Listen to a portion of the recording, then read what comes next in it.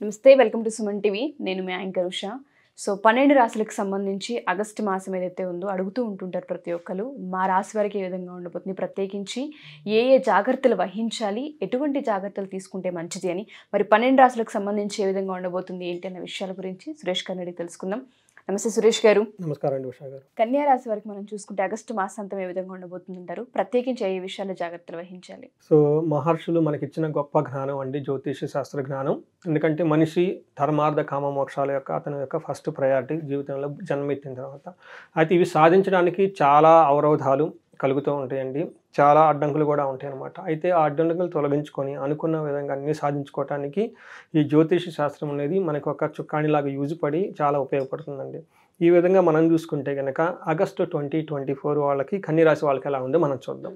ఈ రాశి వాళ్ళకి ఫస్ట్ వచ్చేటప్పుడు నక్షత్రాలు ఉత్తర 2, 3, 4 పాదాలండి, హస్త 1, 2, 3, 4 పాదాలు, తర్వాత మనకి చిత్త 1, 2 పాదాలు. ఇవి కనుక మన నక్షత్ర ప్రకారం చూసుకుంటే, అదే పేరు బలం కనుక మనం చూసుకుంటే వీళ్ళకి టో, పా, పీ, పు, షం, నా, ఠా, పే, పో ఈ అక్షరాలు లేదంటే ఈ మోరార్ల సీ సౌండ్తో ఉన్న అక్షరాలతో వాళ్ళ పేరు కనుక స్టార్ట్ అవుతుంటే వాళ్ళు కూడా కన్యరాశి కింద వస్తారని చెప్పుకోవాలి. తర్వాత వచ్చేప్పటికి మనకి గోచారంలో కనుక ప్లానటరీ పొజిషన్ మనకి గ్రహస్థితి ఎక్కడెక్కడ ఉందో కనుక మనం చూసుకుంటే వీళ్ళకి సింహరాశిలో 16వ తారీఖున సూర్యుడు ఎంటర్ అవుతున్నాడండి. తర్వాత వచ్చేప్పటికి 22వ తారీఖున మళ్ళీ అదే సింహరాశిలోకి మనకి బుధుడు ఎంటర్ అవుతున్నాడు. శుక్రుడు వచ్చేటప్పటికి 25వ తారీఖు వరకు మనకి విర్గోలో ఉంటాడు, దానికి ముందు సింహరాశిలోనే ఎక్కువ ఉంటారు. మార్స్ వచ్చేటప్పటికి వాళ్ళకి 26న జెమినీలో ఎంటర్ అవుతున్నాడు, అంటే మిథున రాశిలో. దానికి ముందు వచ్చేటప్పుడు వీళ్ళకి వృషభ రాశిలో ఉంటారండి. తర్వాత ఈ ప్రస్తుతం ఉన్న ఈ కాంబినేషన్ బట్టి కనుక మనం చూసుకుంటే ఫస్ట్ 15 డేస్ ఏమవుతుందంటే అండి, విత్త లాభం. వీళ్ళకి ధనం వల్ల లాభం కలుగుతుంది సూర్యుని వల్ల. కుజుని వల్ల దేహ రుజం అంటే శరీరంలో ఎక్కడో బాధలు పడే అవకాశం ఎక్కువ ఉంది. బుధుని వల్ల పరాభవం, ఓకే, అతిగా భయపడేసి అవమానాలు ఎదుర్కొనే అవకాశం ఎక్కువ ఉంది. శుక్రుని వల్ల అర్ధప్రాప్తి. చూసుకుంటే మనకి ధనలాభం బాగుందండి, శరీరంలో కొంచెం హెల్త్ ప్రాబ్లమ్స్, తర్వాత అవమానాలు జరిగే అవకాశం ఎక్కువ ఉందని మనం సూక్ష్మంగా చెప్పుకోవాలి. కానీ అదే తర్వాత మనకి 15 డేస్ వచ్చేటప్పటికి ధనచ్ఛేదం సూర్యుని వల్ల, శుభం, తర్వాత బాధ వచ్చేటప్పటికి కుజుని వల్ల, తర్వాత అర్ధక్షయం ధనాన్ని కోల్పోవటం బుధుని వల్ల, తర్వాత వచ్చేటప్పటికి అఖిల విషయ భోగం అది మనకి శుక్రుని వల్ల. ఇవి విషయాలు వచ్చేటప్పటికి మనకి సెకండ్ 15 డేస్లో మనకి అలా ఉంటుందని చెప్పుకుంటాం. మన డీటెయిల్స్ కనుక చూస్తే ఎలా ఉంటుందంటే అండి, సూర్యుడు వచ్చేటప్పటికి 12వ ఇంట్లో ఉన్నాడండి. అది అంత మంచి స్థానం అయితే కాదు. అందులోనూ లోహమూర్తితో ఉండటం వల్ల ఏమవుతుందంటే కొంచెం యావరేజ్గా రిజల్ట్ ఉంటుందని చెప్పుకోవాలి. ఎలాంటి విషయాలకు అవకాశం ఎక్కువ ఉంటుందంటే పదవి నష్టము, తర్వాత బంధువులకు రోగాలు, ధన వ్యయము, ఎక్కడో ఒక చాలా ఇబ్బంది పడిపోయి చాలా తపన పడిపోయేసి అన్న ఫీలింగ్స్ వచ్చేస్తాయి. మిత్రులతో వైరము, జ్వరము, విచారము ఎక్కువగా ఉంటాయి. అంటే ఈ విషయాల్లో వీళ్ళకి మోడరేట్ అంటే మధ్యస్థంగా ఫలితాలు ఉంటాయి. అంటే అంత మరీ అంత ఇబ్బంది పెట్టే విధంగా కూడా మరీ అంత ఇబ్బంది అంటే బాగుండేది లేదని మనం చెప్పుకోవాలన్నమాట. కాబట్టి వీళ్ళు 6th హౌస్లో వీళ్ళకున్న ఒక అడ్వాంటేజ్ ఏంటంటేనండి, సూర్యుడు 6th హౌస్ని చూడటం వల్ల ఇది వీళ్ళకి మంచిని ఇస్తాడనమాట. ఎలాంటి విషయాలు అయితే ఏదైనా కనుక ప్లాన్ చేసుకుంటే ప్లాన్ ప్రకారం అన్ని పనులు చక్కగా చేసుకుంటారు. సూర్యుడు ఒక విధంగా ఇబ్బంది పెడుతున్నా, రెండో విధంగా చాలా బాగున్నారు కాబట్టి. తర్వాత శారీరక సుఖము, సంతోషము, వస్త్ర ధన ధాన్య లాభం చూపిస్తాడు. తర్వాత అన్ని కష్టాలు అంతకుముందు ఏమైనా పడి ఉంటే అవి తొలగిపోతాయి. మనసులో ధైర్యంగా ఉంటారు, కార్య అనుకూలత ఉంటుంది. సో సూర్యుడు వచ్చేటప్పుడు వీళ్ళకి కొంచెం ఇబ్బంది పెట్టినా కానీ ఒక 40%, 60% వీళ్ళకి చాలా మంచి చేస్తూ ఉన్నాడు ఈ పైన చెప్పిన విషయాల్లో అండి.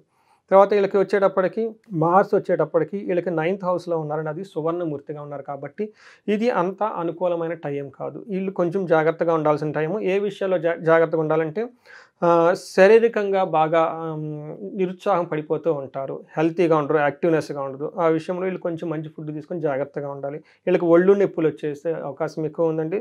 స్థాన భ్రష్టత్వం, ఎక్కడైనా మీరున్న పొజిషన్లో మంచి కీర్తి ప్రతిష్టలు రాక కొంచెం అవమానాలు పడే అవకాశం ఎక్కువ ఉంది. మీ చుట్టూ మిమ్మల్ని ద్వేషించే వాళ్ళు ఎక్కువ ఉంటారు. తర్వాత ప్రయాణాలు కనుక ఏదైనా చేస్తే ఆ ప్రయాణాల ద్వారా వాళ్ళకి ఉపయోగం ఉండదు.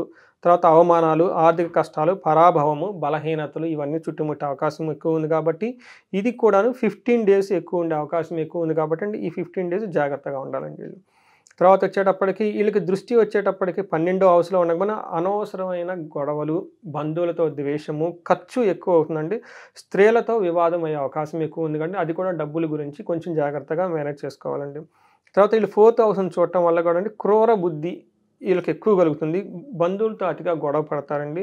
తర్వాత ఆరోగ్య భంగం అవుతుంది. వీళ్ళు బంధువులను ఇబ్బంది పెడతారు, బంధువులు కూడా వీళ్ళని ఇబ్బంది పెడతారు కాబట్టి కొంచెం జాగ్రత్త. స్థానభ్రంశము, తర్వాత హెల్త్ విషయంలో ఇది రైనీ సీజన్ కాబట్టి అండి వీళ్ళకి మోషన్స్, తర్వాత స్టమక్ అప్సెట్ అయ్యే అవకాశం ఎక్కువ ఉంది కాబట్టి అండి కన్య రాశి వాళ్ళు కొంచెం జాగ్రత్తగా ఉండాలండి. తర్వాత మనకి శుక్రుడికి వీళ్ళకి 12వ ఇంట్లో ఉండటం వల్ల ఇది కూడా మంచి పొజిషన్ కాదండి. వీళ్ళకి దొంగలు పడేసి వీళ్ళ దగ్గర డబ్బులు దోచుకునే అవకాశం ఎక్కువ ఉంది కాబట్టి జాగ్రత్తగా పెట్టుకోవాలండి. జ్యువెలరీ కానీ, ఇది పండగ సీజన్ కాబట్టి అండి మనం జనరల్గా బయటకు తీస్తాం కాబట్టి ఏదైనా ఖరీదైన వస్తువులు ఉంటే చాలా జాగ్రత్తగా పెట్టుకోవాలి. తర్వాత అధిక వ్యయము, ఇవి ధనలాభం కూడా చూపిస్తుందండి. తర్వాత వచ్చేటప్పుడు 6th హౌస్లో ఉండటం వల్ల కుటుంబంలో వివాదాలు, ఇది ఓవరాల్గా మనం చూసుకుంటే అవమానాలు, తర్వాత రుణాలు, అప్పులకు సంబంధించి బాధలు, వ్యవహారాల్లో చిక్కులు, అపాయము, డేంజరస్ కలిగే సిచ్యువేషన్లు ఎక్కువగా ఉన్నాయి కాబట్టి అండి ఈ కన్యా రాశి వాళ్ళు కొంచెం జాగ్రత్తగా ఉండాలని మనం చెప్పుకోవాలి. అది మనకు వచ్చేటప్పటికి ఆగస్టు మంత్లో. సో నక్షత్ర ప్రకారం కనుక మనం చూసుకుంటే ఉత్తరా నక్షత్రం కనుక చూసుకుంటే వీళ్ళకి మృష్టాన్నం చక్కగా పార్టీల్లో ఫంక్షన్లో పార్టిసిపేట్ చేసి చక్కటి భోజనం చేస్తారండి. తర్వాత సౌఖ్యంగా ఉంటుంది, అతిగా భయపడతారు, తర్వాత లాభం ఉంటుంది, మరణ భయం ఉంటుందండి. ఏదో అవుతుంది మనకి, ఏదో జరుగుతుంది భయపడే సిచ్యువేషన్స్ ఎక్కువ ఉంటుంది. హెల్త్ బాగా లేకపోవటం అయితేనేమి, ఇంట్లో గొడవలు రావటం అయితేనేమి, ఇది ఒక 15-20 days ఉంటుంది కాబట్టి ఈ టైంలో వీళ్ళు పేషెన్సీగా ఉంటే నెక్స్ట్ ప్లానెటరీ మూమెంట్ చేరిపోతాయి కాబట్టి బాగుంటుంది. తర్వాత హస్త నక్షత్రం వాళ్ళు కనుక చూసుకుంటే వీళ్ళకి సౌఖ్యంగా ఉంటుందండి. తర్వాత హెల్త్ ఇష్యూస్ ఎక్కువగా వచ్చే అవకాశం ఎక్కువ ఉంది. తర్వాత సౌఖ్యంగా ఉంటారు, లాభంగా ఉంటుంది. అంటే హస్త నక్షత్రం వాళ్ళకి 50% ఉంది. కొన్ని విషయాల్లో లాభము, కొన్ని విషయాల్లో ధనలాభము, సౌఖ్యంగా ఉంటుంది. కానీ అతిగా భయపడి శారీరకంగా ఇబ్బందులు పడే అవకాశం ఎక్కువ ఉంది. చిత్తా నక్షత్రం వాళ్ళు కనుక మనం చూసుకుంటే వీళ్ళు క్షేమంగా చక్కగా ఉంటారు, సౌఖ్యంగా ఉంటారు, మంచి మంచి బ్లిస్ఫుల్ మూమెంట్స్తో హ్యాపీగా గడిగే అవకాశం ఎక్కువగా ఉంది. శారీరకంగా హెల్త్ ఇష్యూస్ ఎక్కువగా ఉంటాయి, దానివల్ల అతిగా భయపడిపోతూ ఉండే అవకాశం ఎక్కువ ఉంది. ఇది మనం కన్య రాశి వాళ్ళ గురించి చూసుకుంటే ఆగస్టు మంత్ 2024 సంబంధించిన వాళ్ళ రాశి ఫలాలు. సో చాలామంది రాశి ప్రకారం ఎప్పుడైతే జాతకం వాళ్ళు చెప్తూ ఉంటామో మీరు చెప్పినట్టుగా కొన్నిసార్లు జరగట్లేదు అంటే మాకు అంత గ్రహాలు అనుకూలించినప్పటికీ కూడా జీవితంలో ప్రాక్టికాలిటీలో కొంత ఇబ్బందులు చూస్తున్నామని అంటూ ఉంటారు. కొంతమంది వివాహం లేటుగా అవుతుంది, ఒకసారి కలవాలి అనుకుంటున్నాం, జాతక రీత్యా అసలు ఏం చేస్తే మంచిదో తెలుసుకోవాలనుకుంటున్నాం అని అడిగే వాళ్ళు ఉంటుంటారు. అటువంటి వాళ్ళకి అపాయింట్మెంట్ కావాలి అనుకున్నా, ఒకసారి జాతకం చూపించుకోవాలి అనుకున్నా, కనకదార హోమంలో కనుక వాళ్ళు అటెండ్ అవ్వాలి అనుకున్నా ఏ విధంగా సార్? సో ఉషా గారు 3 ముఖ్యమైన విషయాలు.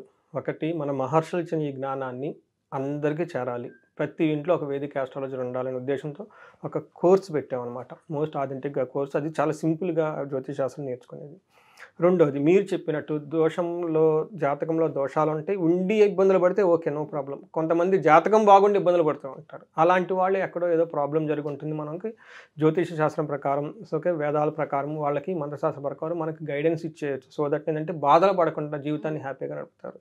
మూడోది, మీరు చెప్పినట్టు ముఖ్యంగా ఈ రోజుల్లో ఎవరి నోట చూసుకున్నా కానీ ధనము ధనము ధనము, అలానే ధనం సంపాదించడమే అదృష్టం అండి. ఓకే, మన ఫస్ట్ మన మహర్షులు ఇచ్చింది ఏంటంటే ఆయుష్ ఉండాలి, ఆరోగ్యం ఉండాలి, తర్వాత ధనం ఉండాలి. ధనం సంపాదించకపోతే ఇంక నువ్వేం చేస్తావు, సంసారాన్ని నిలబడుకుంటావు, బిల్లు అసలు ఎలా లైఫ్ అవుతుందండి.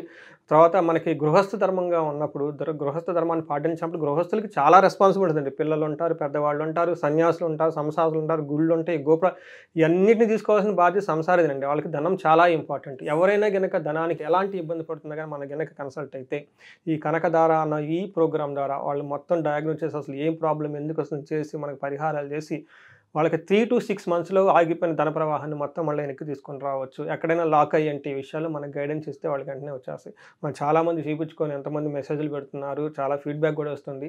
సో ఈ అవకాశాన్ని సద్వినియోగం తెలుసుకోవాలండి. ఒక మన మహర్షులు ఇచ్చిన జ్ఞానాన్ని, మంత్రస్థానం ఇచ్చిన కానీ, వేదాలు ఇచ్చిన వాటిని తెలుసుకొని ఆథెంటిక్ పీపుల్ ద్వారా చేసుకుంటే బాగుంటుంది. తప్పకుండా sir. Thank you sir. Thank you so much.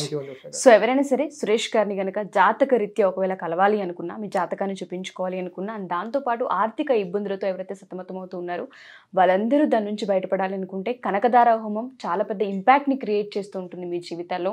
So హోమానికి సంబంధించిన డీటెయిల్స్ తెలుసుకోవాలి అనుకున్నా కింద స్క్రోల్ అవుతున్న కాంటాక్ట్ నెంబర్ని కాంటాక్ట్ చేస్తే సురేష్ గారి మీకు పూర్తి వివరాలు అందిస్తారు. Thank you.